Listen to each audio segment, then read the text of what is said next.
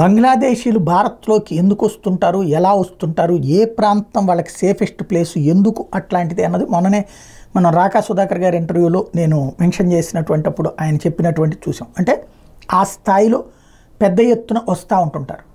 ఇలా వచ్చిన వాళ్ళు ఎక్కడుంటారు, అందరూ అక్కడే ఉంటే, బెంగాల్లో ఉంటే దొరికిపోతారు. కాబట్టి వాళ్ళు అక్కడి నుంచి వేరే వేరే ప్రాంతాలకు తీసుకెళ్లే మనుషులు అక్కడ ఉంటున్నారు. ఎక్కడికి పోతున్నారు ఎక్కువగా, ఎవరు పెద్దగా పట్టించుకొని ఈశాన్య రాష్ట్రాల్లో అడుగు పెడుతున్నారు. అందుకే అస్సాంలో గొడవలు, అరుణాచల్ ప్రదేశ్ దగ్గర గొడవలు, మణిపూర్ దగ్గర గొడవలు ఇవి నడుస్తున్నాయి. ఇప్పుడు వీళ్ళు త్రిపుర బాట కూడా పట్టారు.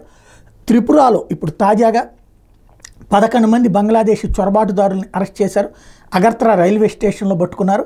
వీళ్ళతో పాటుగా 72 మంది బంగ్లా జాతీయుల్ని అరెస్ట్ చేశారు.